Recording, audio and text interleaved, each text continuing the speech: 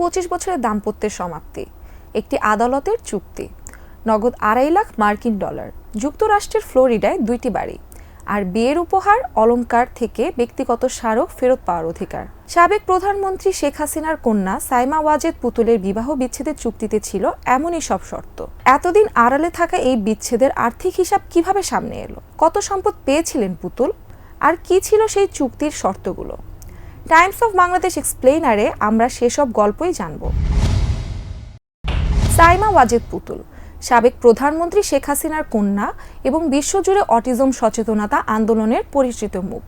তার সাবেক স্বামী খন্দকার মাসরুর হোসেন, দুজনেই কানাডার নাগরিক। তবে তাদের বিয়ে হয়েছিল ঢাকায় 1995 সালে।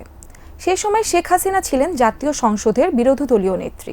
দীর্ঘ 25 বছরের দাম্পত্য জীবনে তাদের ঘরে আসে 4টি সন্তান। তবে সময়ের সঙ্গে সেই সম্পর্কে ফাটল ধরে। 2019 সাল থেকে তাদের দাম্পত্য অশান্তি নিয়ে আলোচনা শুরু হলেও প্রকাশ্যে কখনো বিচ্ছেদের ঘোষণা দেওয়া হয়নি। 2021 সালে সংযুক্ত আরব আমিরাতের দুবাইয়ের একটি আদালতে সম্পন্ন হয় তাদের বিবাহ বিচ্ছেদের চুক্তি। দুবাই আদালতের ফ্যামিলি গাইডেন্স অ্যান্ড রিফরমেশন বিভাগে করা সেই চুক্তির একটি কপি এখন টাইমস অফ বাংলাদেশের হাতে। এছাড়া হাতে থাকা যুক্তরাষ্ট্রের সরকারি সম্পত্তির রেকর্ড এবং সংযুক্ত আরব আমিরাতের আদালতের নথিতে মিলেছে আরও সব অবাক করা তথ্য।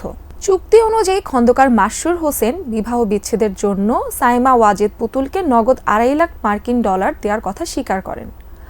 বর্তমান বিনিময় মূল্যে এই অর্থ 3 কোটি টাকার কিছু বেশি। তবে বিচ্ছেদের মূল সম্পদের অংশ ছিল ফ্লোরিডায় থাকা 2টি বাড়ি। চুক্তি অনুযায়ী এই 2টি সম্পত্তি সরাসরি পুতুলের নামে না গিয়ে ফ্লোরিডায় নেভা ইনকর্পোরেটেড নামের একটি প্রতিষ্ঠানের কাছে হস্তান্তর করার কথা বলা হয়। আর এই প্রতিষ্ঠানের আইনি মালিক এবং একমাত্র সুবিধাভোগী হচ্ছেন সাইমা ওয়াজেদ পুতুল। যুক্তরাষ্ট্রের সরকারি সম্পত্তি রেকর্ড অনুযায়ী সেন্ট জনস কাউন্টির বাড়িটি পুতুল ও মাসরুর যৌথভাবে কিনেছিলেন 2005 সালের 1 নভেম্বর।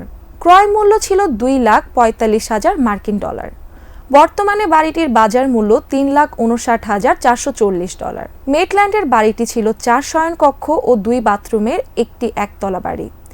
এর বর্তমান বাজার মূল্য $4,84,000 থেকে $5,00,000 মধ্যে। 2টি বাড়ির বর্তমান বাজার মূল্য বাংলাদেশি মুদ্রায় প্রায় 10,45,00,000 টাকা। নগদ অর্থ ও সম্পত্তি মিলিয়ে বিচ্ছেদের চুক্তিতে পুতুলের প্রাপ্তির পরিমাণ দাঁড়ায় প্রায় 13,52,00,000 টাকার সমপরিমাণ। বিচ্ছেদের চুক্তিতে শুধু অর্থ ও সম্পত্তির বিষয়ই ছিল না। পুতুলের বিয়েতে পাওয়া উপহার, বিয়ের সামগ্রী, ব্যক্তিগত আসবাবপত্র, পোশাক, অলংকার এবং অন্যান্য স্মারকও ফেরত দেওয়ার কথা বলা হয়।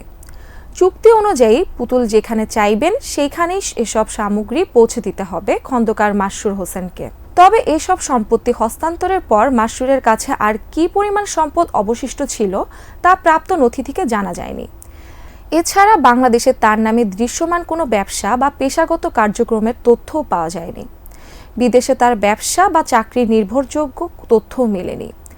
ফলে এসব সম্পদ কিভাবে অর্জিত হয়েছিল তা নথি থেকে নিশ্চিত হওয়া যায়নি। পুতুল ও মাসরুরের 4 সন্তানের মধ্যে বিচ্ছেদের সময় 2 সন্তান ছিলেন অপ্রাপ্তবয়স্ক। চুক্তি অনুযায়ী তাদের আইনগত অভিভাবক থাকবেন খন্দকার মাসরুর হোসেন। তবে সন্তানদের কাস্টোডিয়ান বা জিম্মাদার থাকবেন সাইমা ওয়াজেদ পুতুল। তাদের পড়াশোনা, ভবিষ্যৎ জীবনযাপন এবং অন্যান্য প্রয়োজনীয় ব্যয় বহনের দায়িত্ব থাকবে মাসরুরের উপর। খন্দকার মাসরুর হোসেন সাবেক প্রভাবশালী মন্ত্রী ইঞ্জিনিয়ার খন্দকার মোশাররফ হোসেনের ছেলে। খন্দকার মোশাররফ আগে সক্রিয় রাজনীতিতে ছিলেন না। আন্তর্জাতিক সংস্থায় কাজ করা এই সাবেক আমলা ছেলের বিয়ের পর আওয়ামী লীগের রাজনীতিতে যুক্ত হন। 1996 সালের নির্বাচনে ফরিদপুর 3 আসন থেকে আওয়ামী লীগের মনোনয়ন পেলেও তিনি জয় পাননি। 2008 সালের নির্বাচনে জয়ী হওয়ার পর 2009 সালে আওয়ামী লীগ সরকারের মন্ত্রিসভায় যোগ দেন। প্রথমে প্রবাসী কল্যাণ ও বৈদেশিক কর্মসংস্থান এবং পরে স্থানীয় সরকার, পল্লী উন্নয়ন ও সমবায় মন্ত্রণালয়ের দায়িত্ব পালন করেন তিনি। তবে 2019 সালে নতুন মন্ত্রিসভায় জায়গা পাননি। পরে আওয়ামী লীগের উপদেষ্টা মণ্ডলীর সদস্য হন। অন্যদিকে একই সময় থেকে পুতুল ও মাসরুরের সম্পর্কের অবনতির খবর সামনে আসতে থাকে। 2020 সালে খন্দকার মোশাররফ আওয়ামী লীগের উপদেষ্টা মণ্ডলী ও ফরিদপুর জেলা আওয়ামী লীগের পদ হারান। 2021 সালে পুতুল মাসরুরের বিচ্ছেদের পর দুর্নীতি, দখল ও টেন্ডারবাজির অভিযোগে তার ঘনিষ্ঠদের বিরুদ্ধে অভিযান শুরু হয়। 2022 সালে তার ভাই খন্দকার মোহতেসাম হোসেন বাবর গ্রেপ্তার হন। একই বছর দেশ ছাড়েন খন্দকার মোশাররফ।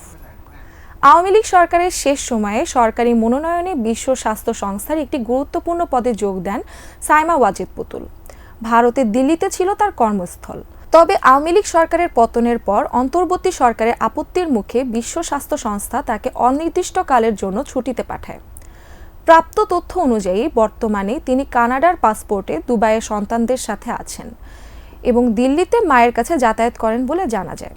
একটি বিচ্ছেদ সাধারণত শেষের গল্প বলে, কিন্তু সাইমা ওয়াজেদ পুতুল ও খন্দকার মাসরুর হোসেনের বিচ্ছেদের নথি যেন খুলে দেয় আরও বড় এক অধ্যায়ের দরজা, যেখানে আছে 25 বছরের সম্পর্কের সমাপ্তি, আদালতের চুক্তি, কোটি টাকার সম্পত্তির হিসাব এবং একটি প্রভাবশালী রাজনৈতিক পরিবারের উত্থান পতনের সময়রেখা।